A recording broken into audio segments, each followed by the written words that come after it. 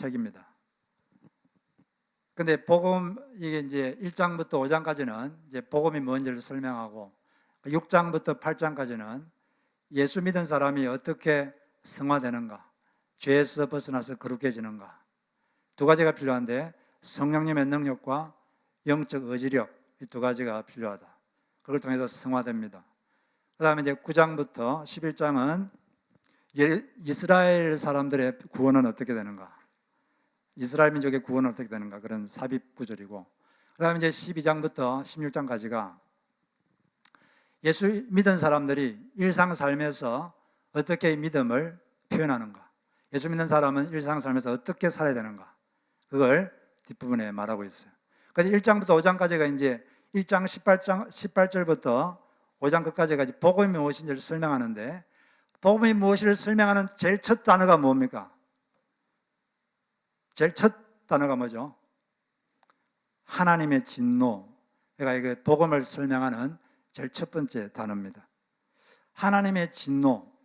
하나님의 진노가 뭔지 알아야 복음이 뭔지를 깨달을 수가 있습니다. 복음이란 말은 좋은 소식인데, 뭔가가 좋은 소식이 되려면 그 소식이 자기를 어떤 큰 곤란에서 구해줘야지 그게 좋은 게 아니겠어요?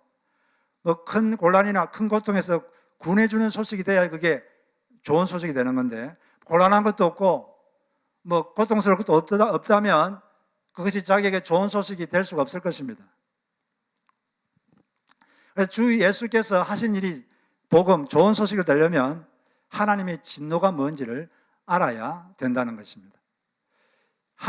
모든 인간은 죄인이고 자기가 죄인임을 먼저 깨달아야 되고, 이 죄에 대해서 하나님은 진노하시는 분이다, 이걸 철저히 알아야 되고, 그런데 예수님께서 십자가에서 이 죄인이 받아야 될 이 진노를, 하나님의 진노를 대신 받아내셨다, 이걸 깨닫는 것이 복음을 깨닫는 겁니다. 그럴 때 우리는 이 하나님의 진노가 나에게 와야 되는데 예수 그리스도께 갔구나, 그걸 알 때 이 복음이 복음으로 다가오게 되는 것입니다. 그런데 일각에서는 이 사랑의 하나님이 이 죄인에 대해서 진노하실 리가 없다, 이 사랑의 하나님이 어떻게 죄인이라고 해서 지옥에 보내고 그럴 수 있겠는가, 하나님의 진노라는 것은 없다, 그렇게 주장하는 사람들이 의외로 많이 있습니다. 그 대표적인 이단이 여호와 증인이죠. 여호와 증인은 사람이 죽으면 그냥 무로 돌아간다, 그냥 없어져 버립니다. Nothing. 아무것도 없어요. 지옥, 하나님 진노 이런 거 없습니다. 근데 이제 다 없어지는데 여호와 증인들은 아마겟돈 전쟁 후에 예수님 재림하면 다시 부활해서 삽니다. 그 중에 이제 14만 4천 작은 무리는 그리스도와 함께 하늘에서 왕노릇하고, 나머지들은 부활해서 땅에서 영원히 산다, 이렇게 가르쳐요. 여호와 증인에 속한 사람들은 그렇게 산다. 그리고 이 여호와 증인은 예수님이 하나님인 걸 부인하죠. 그냥 피조물에 불과하다, 이렇게 가르치죠. 그리고 또 안식교도 악인이 죽으면 다 없어진다, 이렇게 가르칩니다. 하나님의 진노가 없고 그냥 없어져 버린다. 다만 의인들은 예수님 재림할 때 부활해서 영생한다, 이렇게 가르치죠. 그런데 그렇게 가르치는 사람들이 있지만 이 성경에서는 그렇게 말하지 않습니다. 로마서 1장 18절을 보니까 하나님의 진노가 불의로 진리를 막는 사람들의 모든 경건하지 않음과 불의에 대하여 하늘로부터 나타나고 있다. 여기서 하나님의 진노가 누구에게 나타나다 그랬어요? 누구에게 이 진노가 쏟아진다고 그랬습니까? 두 가지 종류의 사람이죠. 경건하지 않은 사람, 불의한 사람. 불경건과 불의, 이 두 가지에 대해서 하나님의 진노가 부어질 것이다, 이렇게 말하고 있습니다. 경건하지 않음, 이게 불경건, 불인데, 이 경건하지 않다, 불경건, 이걸 원어적 의미는 하나님을 공경하지 않는 이런 의미입니다. 아세베이아, 하나님을 공경하지 않는 자들. 이게 이제 영어로는 godless. 이건 뜻은 하나님의 존재를 인정하지 않고 하나님께 순종하지 않는 자, 이런 뜻입니다. 그러니까 불경건이라는 것은 하나님과의 관계가 문제가 생긴 사람들이에요. 하나님을 인정하지 않고 하나님을 공경하지 않는 자들, 그런 사람들은 하나님의 진노가 임한다. 그런 다음에 이제 불의, 이 하나님과의 문제가 생기면 사람의 마음에 문제가 생깁니다. 사람 마음이 이상해져요. 그래서 마음에 문제가 생겼기 때문에 이 마음에 문제가 생긴 사람들이 이제 불의를 행합니다. 주로 다른 사람에게 해를 끼치는 거죠.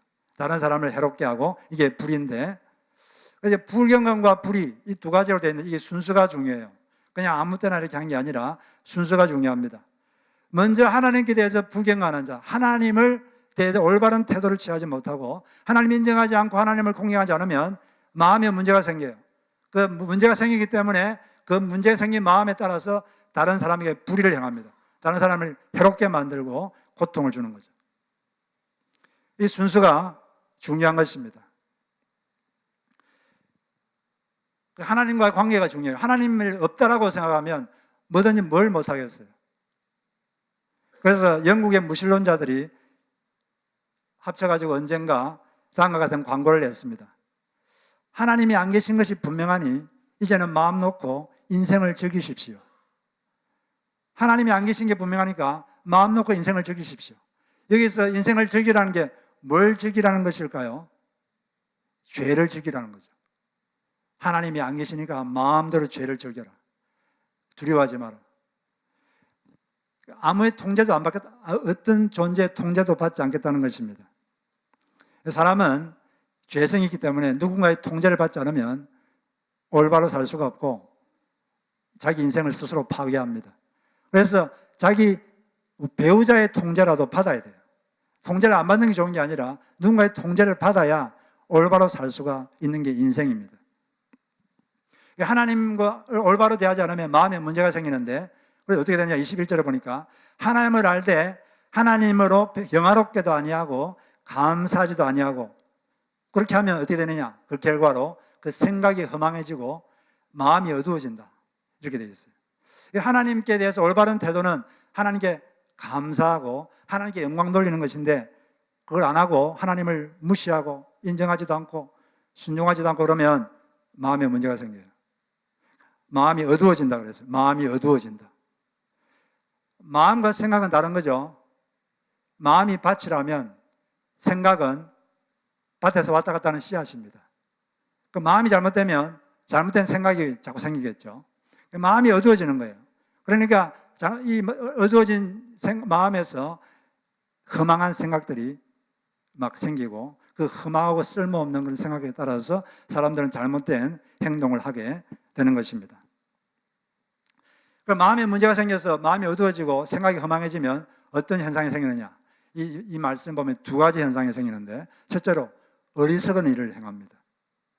영광스러운 하나님을 사람, 또 새, 짐승, 곤충의 모양으로 둔갑시켜버리고 격화시켜버립니다. 곤충을 만들어 놓고 이게 하나님이다, 그 앞에 절하고, 짐승을 만들어 놓고 이게 하나님이다, 이게 조물주다, 막 절을 하고, 너무나 어리석고 이상하죠. 자기 딴에는 되게 지혜롭게 생각하는데 우리가 볼 때는 되게 어리석은 거예요. 이집트에는 아피스 신이 있는데, 아피스 신은 황소입니다.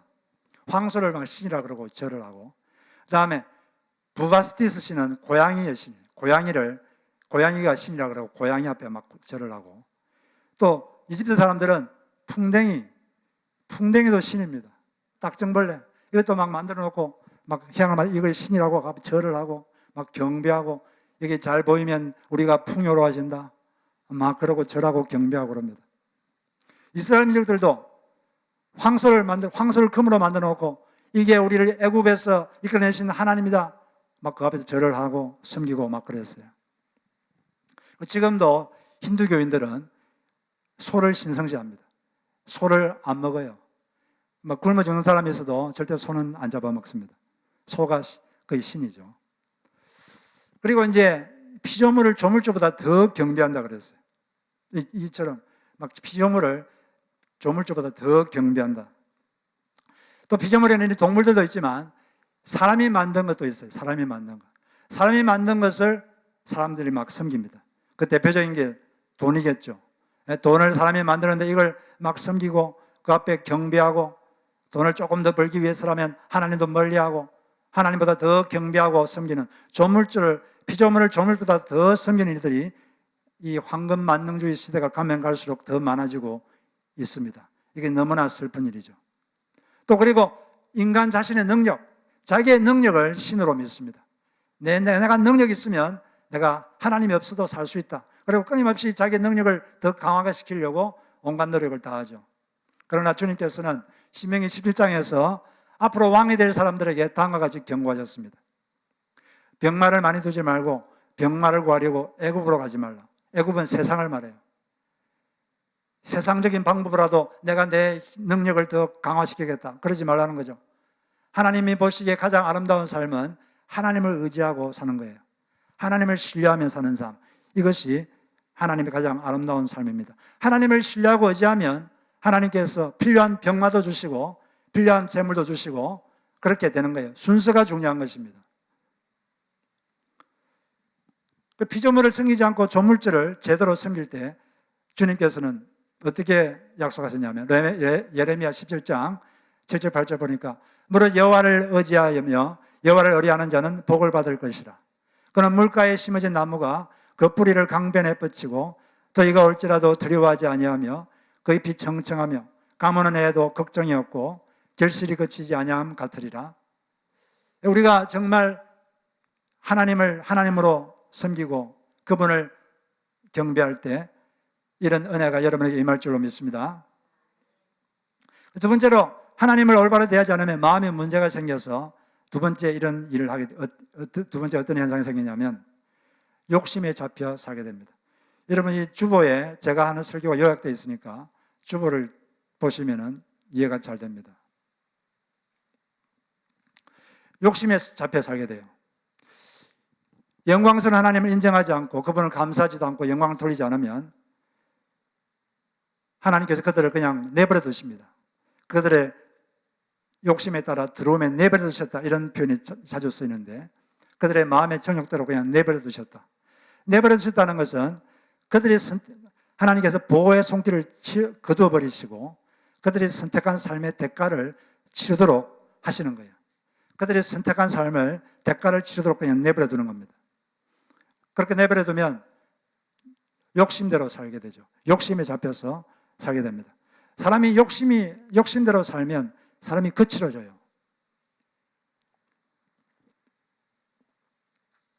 거칠다는 말에는 에너지가 많다 이게 전제되어 있습니다. 에너지가 없는 사람은 거칠 수도 없죠. 거친 사람은 에너지가 많아요. 근데 그 에너지를 남을 해치는데 사용하는 것이 거친 거죠. 마음에 욕심이 있으면 사람이 거칠어지고 그 거침으로 이걸 남을 해를 끼칩니다. 이 악이죠.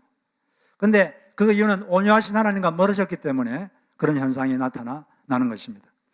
온유하신 하나님을 인정하고 그분을 가까이 하면 사람이 온유해집니다. 온유하다는 것은 길들여진 야생마라는 개념이에요. 야생마는 에너지가 차고 넘칩니다. 아주 힘이 좋죠. 그런데 이게 길들이지 않았기 때문에 그 에너지는 위험합니다. 에너지 자체는 좋은 것인데 길들이지 않았기 때문에 위험해요. 옆에 있는 사람을 들이받고 해칩니다. 그러나 이 야생마가 길들여지면 뭐가 되죠? 준마가 됩니다. 준마는 주인의 뜻을 잘 이행합니다. 전쟁터에서 승리를 줍니다. 그 강한 에너지를 야생마가 아주 에너지가 강하잖아요. 아무리 달려도 피곤치 않습니다. 그걸 길들이면 그게 주인의 뜻에 잘 순종하게 되고 그래서 그 에너지를 좋은 데 쓰게 되고 선한 일에 쓰게 되는 것입니다. 여러분들은 다 야생마가 아니라 준마가 되시기 바랍니다. 성경에 보면은 온유한 자가 땅을 기업으로 받는다 이렇게 되어 있는데 땅을 기업으로 받는다 이 말은 땅을 차지하고 땅을 다스린다는 뜻입니다. 폭력은 강해 보이지만 사람의 마음을 얻지를 못합니다. 그래서 온유한 사람이 땅을 다스려요. 부드러운 것이 오래가기 때문에 그렇습니다. 우리가 온유하신 하나님과 가까이 하면 온유한 사람이 되어서 욕망이 가득 차서 거칠은 야생마가 아니라 에너지와 능력을 선한 일에 쓰는 준마가 되는 것입니다. 주의 뜻을 행하는 그런 준마가 되는 것입니다. 그러므로 하나님을 가까이 하고 하나님을 올바로 대함으로써 그런 온유한 자가 되시기를 바랍니다. 여기 보면 오늘 이 말씀 로마서 1장 20 여기 보면은 마음에 하나님을 주기를 싫어하고 하나님이 인정하지 않고 불경건한 삶, 하나님과 문제가 있는 삶을 살면은 정욕적 삶을 살게 되는데 그 정욕대로 살아서 서로의 몸을 더럽힌다고 되어 있습니다. 그런데 이렇게 서로의 몸을 더럽히는 그 대표적인 죄가 여기 동성애를 말하고 있어요. 오늘 로마서 1장 27절에 보니까 그와 같이 남자들도 순리대로 여자 쓰기를 버리고 서로 향하여 음욕이 불길 듯하며 남자가 남자로 더불어 부끄러운 일을 행하여 그들의 그릇 때문에 상당한 보응을 받았느니라. 동성애자들은 서로를 향한 마음을 사랑이다 이렇게 말을 합니다. 우리의 사랑도 사랑이다. 그런데 이 성경에는 뭐라고 되어 있죠? 뭐라고 되어 있어요? 그 사랑이 아니라 그 음욕이다. 음욕이 불이듯한 것이다. 그리고 그건 부끄러운 것이다. 레위기에는 그걸 가정스럽다 이렇게 표현합니다. 가정스러운 것이다. 이게는 부끄러운 것이다. 그래서 그렇게 자기가 선택한 삶을 살면 마땅한 보응을 받는다고 되어 있어요. 그리고 이미 많은 보응을 받았다. 동성애가 선천적이냐 후천적이냐 이 논쟁이 있습니다. 1993년도에 하머라는 박사님이 사이언스 잡지에 동성애 유전자가 있다 이렇게 발표를 했어요. 그러므로 동성애는 선천적인 것이다 이렇게 발표를 했습니다. 그런데 별과 몇 년 후에 그 유전자는 동성애와 아무 상관이 없다는 것이 밝혀졌습니다. 그리고 하머 박사 본인도 10년 후에 자신의 논문을 신빙성이 없다고 철회했습니다. 그리고 자신이 동성애자임을 밝혔습니다. 일랑성 쌍둥이는 유전자가 똑같습니다. 그래서 만약에 이 동성애가 선천적이고 유전자적인 것이라면 일란성 쌍둥이 중에 한 사람이 동성애자면 나머지도 동성애가 돼야 되겠죠. 그죠? 유전자가 똑같으니까. 그래서 이제 실험을 해봤어요. 한쪽이 동성애자인 일란성 쌍둥이 7,000명을 조사했습니다. 근데 그 중에 90%는 그냥 일반인으로 살고 있어요.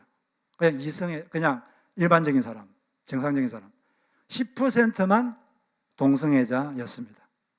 여기에서 동성애라는 것은 선천적인 것이 아니라 후천적으로 습득하는 것이다. 이게 입증이 된 것이죠. 지금 현재 동성애자들을 회복하는 사역을 하고 계시는 수동연세요양병원의 염한섭 원장님에 의하면 정신과에서는 동성애자 80%는 어릴 때 또는 젊을 때 동성애 포르노물을 통해서 뇌에 학습이 되어서 그렇게 되는 것이다. 이렇게 알고 있습니다. 그래서 동성애자들이 그런 음란물만 끊어도 많이 좋아집니다. 근데 그걸 못 끊죠. 그리고 나머지 20%는 성인 동성애자에게 성폭행을 당해서 동성애자가 됩니다. 실제로 동성애자들이 많이 성폭행을 당해서 그렇게 되는 거예요.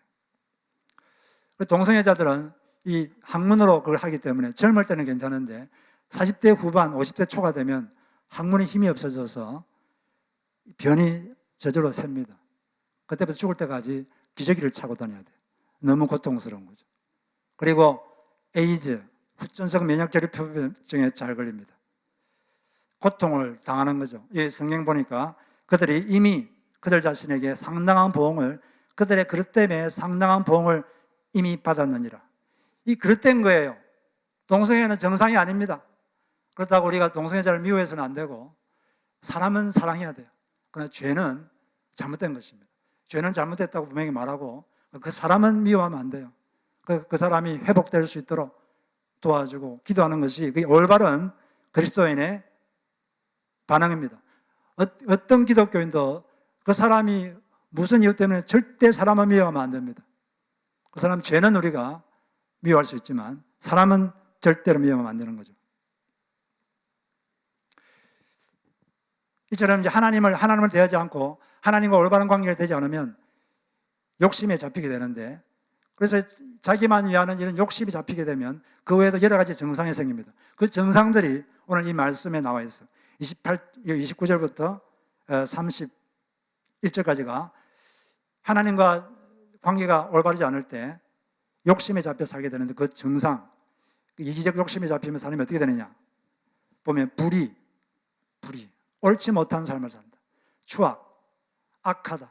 남을 자꾸 해를 끼치려고 한다는 거죠. 탐욕, 자기 인생을 이끌어가는 동기가 그냥 욕심이에요. 헛된 욕망, 악의, 남을 해치려는 마음, 시기, 남이 잘 되면 너무 배가 아프고 고통스러워요. 살인, 인격 살인, 직접 죽이기도 하고, 분쟁, 다투는 거, 더 많이 가지려고. 사기, 남을 속여서 더 많이 얻으려고. 악독, 수근수근, 험담하는 거. 나 그 사람 없는 데서 막 그 사람 욕하고 험담하는 것. 그 다음에 악을 도모, 남을 해치는 것을 도모하는 것. 부모를 거역하는 것. 우매 어리석은 짓을 하는 것. 약속을 어기는 것. 또 부정한 것. 깨끗한 걸 안 좋아하고 더러운 걸 좋아하는 것. 무지하비한 것. 이런 것들이 다 하나님과 올바른 관계가 되지 않으면 그 사람이 마음이 잘못돼가지고 이렇게 됩니다. 그러니까 이런 항목들이 보면 이 다 항목들이 다 사형에 해당하다 이렇게 하나님은 정했어요. 이 하나하나가 우리가 보기엔 뭐 별거 아닌 것 같죠. 뭐 시기하는 거 뭐 그럴 수 있지. 하나님은 이건 사형, 이건 영원한 형벌, 하나님의 진노가 임하게 된다.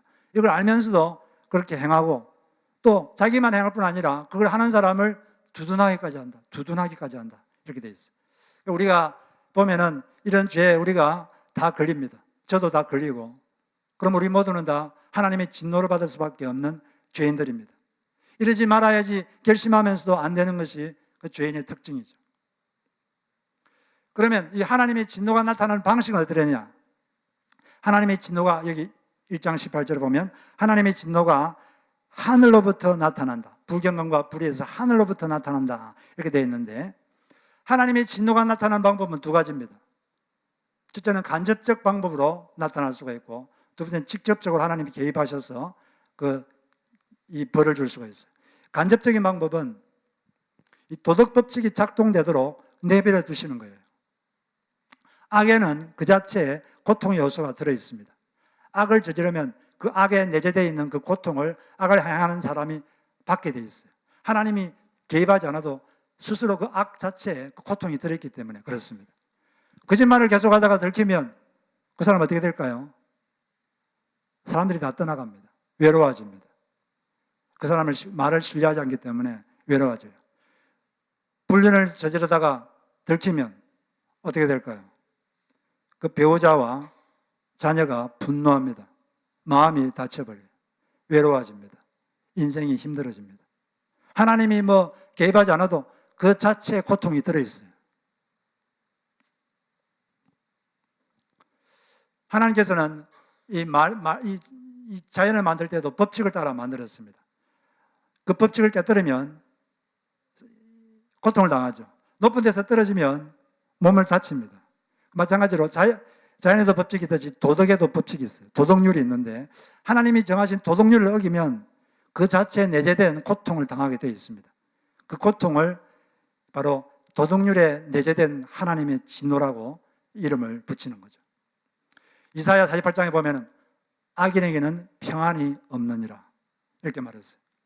뭐 남을 해쳐가지고 남보다 더 많이 얻을 수 있습니다. 돈 많이 벌 수 있어요.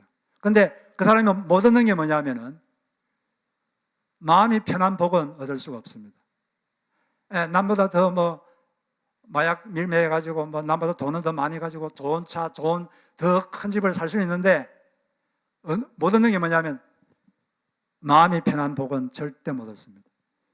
여러분 마약왕들이 마음이 편할까요? 부자니까 돈 많으니까 마음이 편안할까요? 성경에서 말하고 있잖아요. 그들은 마음이 불안합니다. 불안하고 두려워요. 마음이 편하지 않습니다. 이 세상에 제일 큰 복이 뭡니까? 마음이 편한 복이에요. 그걸 못 갖습니다. 그게 바로 죄의 특징이에요. 그리고 이 도덕률을 어기면 이 마음이 양심의 가책을 받는 행위면 스스로 고통을 받아요. 하나님이 개입하지 않아도 저절로 그 도덕률이 작동됩니다. 그래서 고통을 받는 거예요.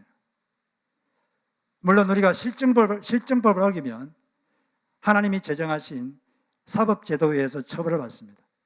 이 사법제도, 검사, 판사, 법이 다 하나님께서 이렇게 만들게 한 거예요. 이 세상의 질서를 잡으려고. 그렇게 해서 처벌을 받죠. 이것도 하나님의 간접적인 심판입니다. 두 번째로 하나님의 진노가 나타난 방법은 하나님이 직접적으로 개입하셔서 벌하시는 거예요. 성경에 그런 예들이 많습니다. 소돔과 고모라를 멸망시켰죠. 그리고 노아 항수로 심판하시고 이런 것들이 하나님이 직접적으로 개입하시는 건데, 지금도 하나님은 직접적으로 개입하셔서 진노를 행할 때가 있습니다. 이 사람들이 이 땅에 살면서 끝끝내 자기 죄를 회개하지 않고 그 자기 죄 문제를 해결할 수 있는 유일한 방법인 예수님을 받아들이지 않으면, 복음을 받아들이지 않으면 오는 세상에서 하나님의 영원한 진노를 받게 됩니다. 요한복음 4장 36절을 보니까 아들을 믿는 자에게는 영생이 있고 아들에게 순종하지 아니하는 자에게는 영생을 보지 못하고 도리어 하나님의 진노가 그 위에 머물러 있느니라. 하나님의 아들 예수를 믿지 않고, 여기 뒤에 보면 하나님께 아들에게 순종하지 않으면, 왜 순종하지 않는다고 말했을까요? 믿는다고 이렇게 말하지 않고, 믿는 것이나 순종하는 것은 똑같아요. 믿는 사람은 아들에게 순종하려고 애를 씁니다. 그래서 가짜로 믿는 사람은 순종하려고 애를 쓰지 않아요. 그건 가짜입니다. 그 사람의 믿음은 가짜입니다. 이렇게 그런 사람들에게는 하나님의 진노가 머물러 있다, 위에. 여러분, 이 세상에는 하나님도 모르고 예수님도 부인하면서 잘 사는 사람들 많습니다. 돈도 많고 건강하고 자기도 잘 되고 돈은 막 갈수록 더 많아지고, 그런 사람 보면은 여러분 부럽습니까? 그런 사람 보면 부러워해야 되나요?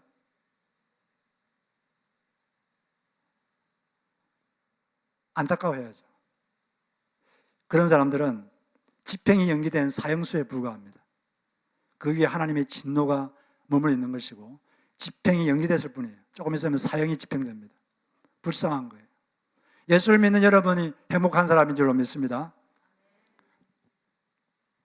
그런데 이렇게 하나님은 분명히 불경건과 불에 대해서 하늘로부터 하나님의 진노가 나타난다고 분명히 말하는데, 많은 사람들은 하나님은 인간의 삶에 개입하지 않는다, 하나님은 벌도 주지 않고 상도 주지 않는다, 이렇게 믿는 사람들이 의외로 많습니다. 성경에도 그런 사람들이 있어요. 예레미야 선지자가 회개하라, 회개하지 않으면 하나님의 진노와 재앙이 너희들에게 임할 것이다. 거듭 말했지만 그들은 믿지 않았습니다. 오히려 빈정대었습니다. 그러니까 예레미야가 너무 괴로워서 하나님께 이렇게 하소연해요. 예레미야 17장 15절을 보면 백성이 저에게 빈정거리는 말을 들어보십시오. 하나님, 주님께서는 말씀으로만 위협하시지 별것도 아니지 않느냐, 어디 위협한 대로 되게 해보시지 라고 합니다. 이렇게 빈정된다는 거예요. 그렇게 빈정되다가, 근데 하나님께서 예레미야 선지자를 통해서 경고하신 것을 바로바로 그렇게 심판하지 않은 이유는 그들에게 회개할 기회를 주기 위한 것입니다. 시간을 주어서 좀 회개할 수 있는 기회를 준 거예요. 근데 그걸 모르고 하나님은 말만 하고 아무것도 안 한다, 우리는 평안하다, 잘 될 것이다. 근데 때가 되니까 시드기야 왕 때 완전히 망해버렸어요. 처절하게 망했습니다. 하나님께서는 스바냐서 일상에도 하나님은 우리에게 상도 주지 않고 벌도 주지 않는다는 자들을 샅샅이 찾아내어 내가 벌하리라, 이렇게 하나님께서 경고하셨습니다. 찰스 베어드라는 역사학자에 의하면 그분이 이렇게 역사를 연구한다면 이렇게 말했습니다. 하나님의 심판의 맷돌은 천천히 돌기 때문에 안 도는 것처럼 보일 때가 있다는 것이죠. 그렇지만 하나님의 심판의 맷돌은 천천히 돌고 있습니다. 그렇기 때문에 50년, 100년 이렇게 길게 보면 하나님께서 의는 의로, 불의는 불의로 반드시 심판한다는 것을 역사를 통해서 반드시 보게 된다는 것입니다. 하나님의 맷돌은 천천히 돕니다. 그러나 돌고 있습니다. 악에 대해서도 공정하게 심판하실 것이고 선에 대해서도 공정하게 상을 주십니다. 그렇기 때문에 우리 예수 믿는 사람들은 억울한 일이 있어도 공의로 심판하실 그분에게 부탁할 수가 있는 것입니다. 욕을 받아도 욕하지 않으신 그분께서, 예수님처럼 우리가 공의로 심판하는 분에게 우리가 맡길 수가 있게 되는 것입니다. 말라기 3장에도 사람들이 하나님께 막 불평했어요. 하나님 선교도 소용없다, 오히려 악인들이 더 잘 된다. 거기에 대한 답이 말라기 3장 17절 18절에 나와 있습니다. 이렇게 말씀하셨어요. 내가 정한 날에 나를 섬기는 자와 섬기지 아니하는 자의 차이를 보게 될 것이다. 하나님께는 때가 있습니다. 그런데 이 하나님의 공정한 상과 벌이 100% 완벽하게 정산되는 때는 오는 세상에서 그렇게 됩니다. 이 세상에서는, 이 세상에 하나님이 상도 주고 벌도 주기도 하지만 이 세상에서의 상과 벌은 부분적입니다. 완전하지 않아요. 부분적이에요. 그리고 불완전합니다. 그래서 악한 사람들이 잘 되는 것 같고 이 땅에서는, 그렇지만 그걸 이해하려면 인생이란 건 이 땅에서만 되는 게 아니라 영원토록 되는 게 인생이에요. 인생은 영원한 것입니다. 영혼을 가지고 우리 인생을 봐야 하나님 말씀이 사실이라는 것을 보게 되는 것입니다. 그런데 불경건과 불의에 대해서 하나님의 진노가 나타날 것이다, 이렇게 말하니까 어떤 사람들이 하나님께 항의합니다. 저는 하나님 잘 몰랐습니다. 저는 하나님 잘 몰랐습니다. 이렇게 항의할 사람이 있다는 거예요. 거기에 대해서 사도가 이렇게 20절에서 답을 합니다. 그렇게 변명할 수 없다는 거죠. 왜냐하면 하나님이 지으신 만물에 하나님의 보이지 않는 신성과 능력이 분명히 보여 알게 된다는 것이죠. 이 자연에 하나님을 감지할 수 있는 것이 있다는 것입니다. 이 자연에, 하나님 만드신 이 자연에 하나님의 능력과 신성이 거기 감지될 수 있다는 거예요. 인간은 세 가지를 통해서 하나님을 알게 되는데, 첫째는 성경, 두 번째는 자연, 하나님 만든 작품, 세 번째는 양심. 이게 로마서 2장에 나오죠. 인간의 마음 안에는 하나님에 대한 기본적인 인식이 있습니다. 사람마다 물론 그 인식의 차이는 다르죠. 다윗 같은 사람은 이 자연을 보면서 하나님을 많이 느꼈어요. 그 어느 날은 숲속에 있을 때 번개가 치면서 천둥이 막 칠 때, 비가 내리고 그럴 때 막 비를 맞으면서 춤을 추면서 하나님을 찬양했습니다. 천둥 소리가 곧 하나님의 음성이다, 이렇게 그는 느끼면서 이렇게 외쳤어요. 시편 29편 4절에 여호와의 소리가 힘이 있으며 여호와의 소리가 위엄차도다. 천둥 소리를 들으면서 이건 하나님을 느꼈어요. 그리고 위대하신 하나님을 노래하고 춤을 췄습니다. 그리고 또 하늘을 보면서도 그는 하나님을 느꼈어요. 시편 19편에 하늘이 하나님의 영광을 선포하노라. 하늘을 보면서 이 아름다운 하늘을 지으신 하나님의 영광을 그는 보게 된 것입니다. 이처럼 우리는 그렇기 때문에 변명할 수가 없는 것입니다. 그런데 우리는 이게 하나님은 이 죄에 대해서 진노하시는 분이다, 이걸 배웠는데, 그럼 제가 한 가지 질문하겠습니다. 하나님은 예수 믿는 사람들 되게 사랑해요. 되게 사랑하는데, 그렇다면 예수를 믿은 사람이 죄를 지으면 그 죄에 대해서는 어떻게 느끼실까요? 하나님은 죄에 대해서 진노하신다 그랬는데, 죄를 미워하신다 그랬는데, 하나님이 사랑하는 예수 믿는 사람이 죄를 지으면 그 죄에 대해서 어떻게 느낄까요? 그 죄가 예쁘게 보일까요? 믿는 사람이 지었으니까 괜찮아, no problem, 너무 잘하고 있어, 너무 예쁘게 보일까요? 근데 그렇게 착각하는 사람이 있어요. 하나님은 언제나 죄에 대해서는 미워하십니다. 그 죄에 대해서는 진노하십니다. 그렇기 때문에 하나님께 딜레마가 있어요. 예수 믿는 사람들을 하나님 너무 사랑하십니다. 자기 아들이 피를 주고 샀기 때문에 예수 믿는 사람 너무 사랑해요. 그 사람은 너무 사랑하고 너무 좋아하는데 그 사람이 너무 미워하는 죄를 짓고 있어요, 지속적으로. 그러면 하나님이 어떻게 하실까요? 그 사람을 미워하지는 않습니다. 그 사람 되게 사랑하십니다. 그럴 때는 하나님께서 그 사람이 죄에서 멀어질 수 있도록 훈련하시고 연단하시는 것입니다. 그리고 필요하면 징계도 하십니다. 필요하면 징계도 하십니다. 징계는 고통스럽죠. 고통스러운지 알지만은 하나님이 너무나 사랑하는 이 사람을, 그 사람을 파괴시키는 죄에 머물게 할 수 없기 때문에 하나님은 어쩔 수 없이 그런 방법을 쓰시는 것입니다. 그렇기 때문에 성도는 죄에서 멀어지기 위해서 애를 써야 되는 것이고, 불순종과 죄와 이기심에서 죽기까지 투쟁하는 것입니다. 철저히 그리고 해결을 하는 것입니다. 이처럼 우리는 하나님을 하나님으로 올바로 인정하고 대접하고 공경하지 않으면 마음에 문제가 생기고, 마음에 문제가 생기면 어리석은 일을 하게 되고 욕심에 잡혀서 살아서 하나님의 진노를 받게 되는데, 그럼 우리는 하나님을 어떻게 대해야 될까요?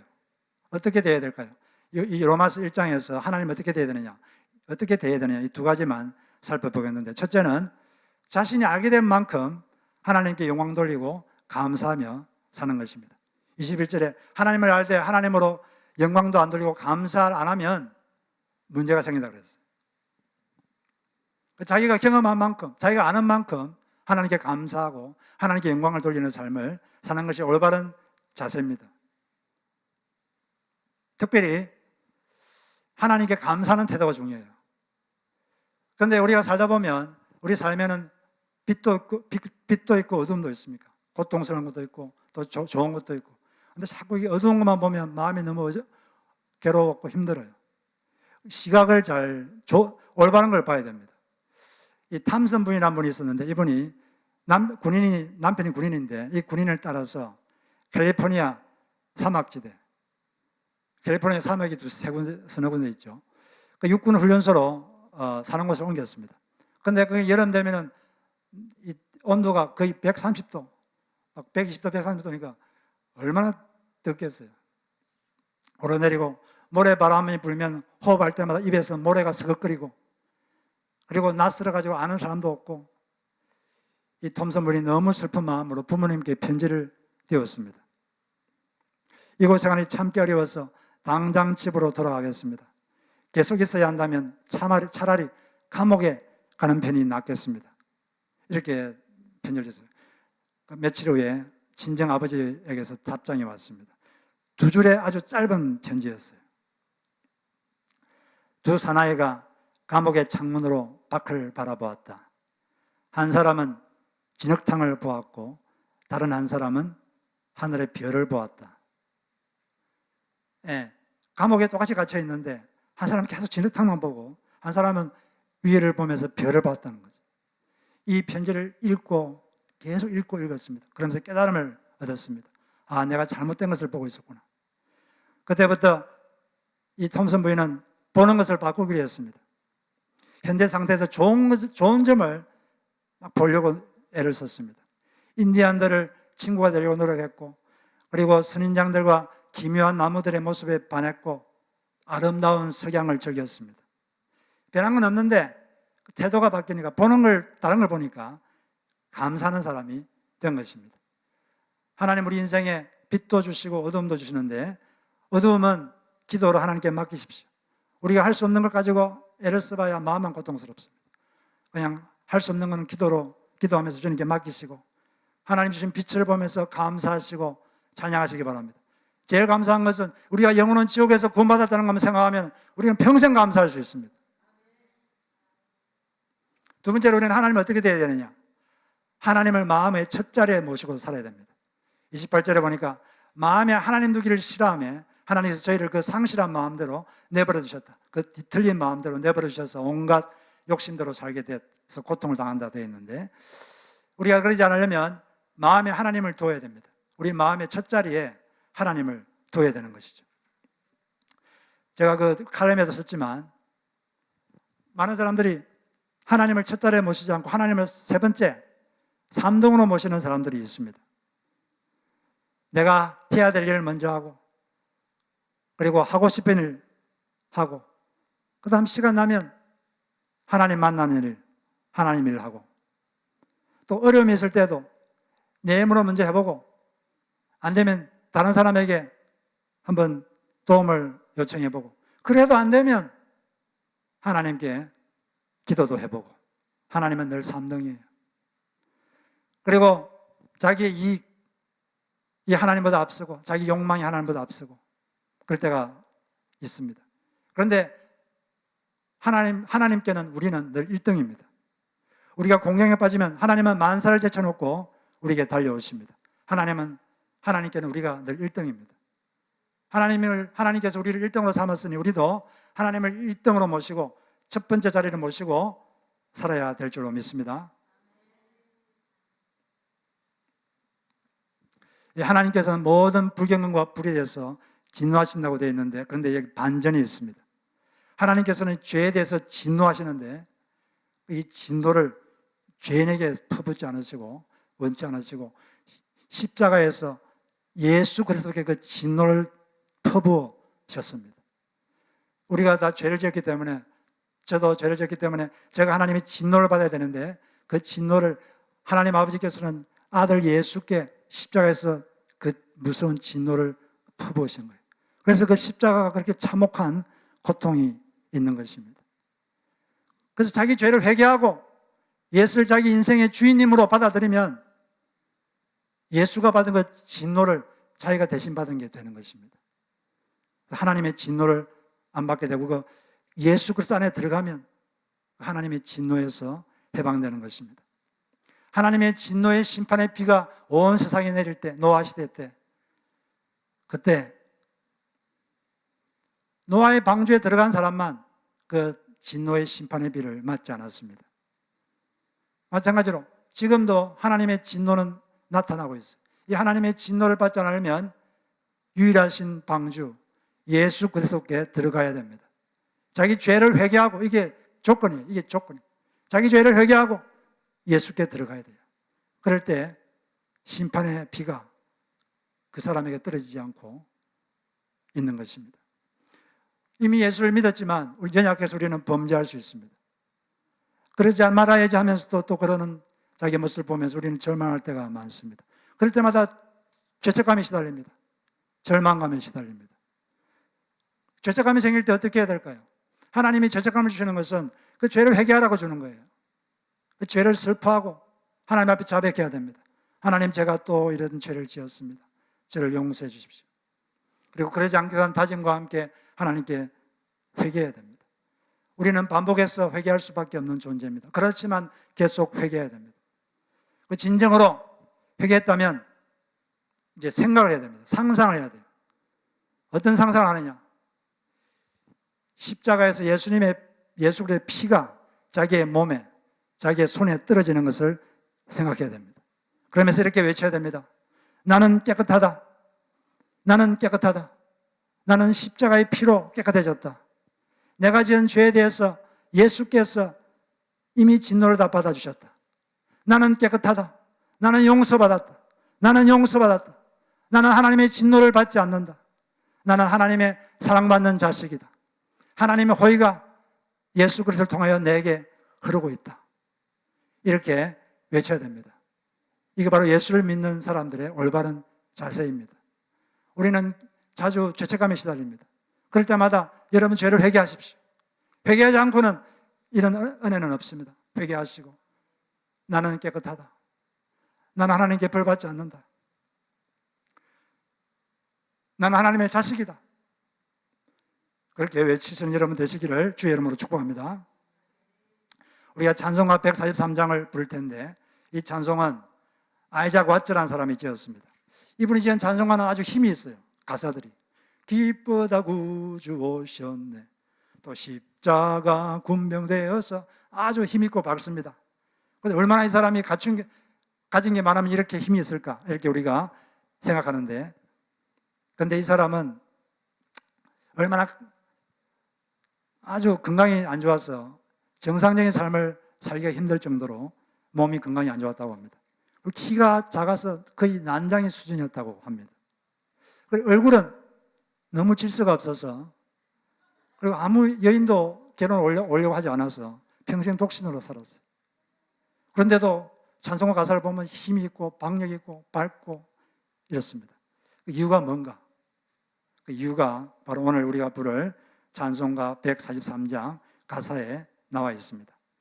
늘 울어도 눈물로서 못 갚을 줄 알아 몸 밖에 드릴 것 없어 이 몸 바칩니다. 바로 십자가에 나타난 예수님의 사랑, 그 사랑을 깨달았기 때문에 그런 이런 밝은 삶을 살 수가 있게 된 것입니다. 우리 이 찬송가를, 이 가사를 잘 묵상하면서 한번 불러보겠습니다. 1절, 2절, 4절, 5절.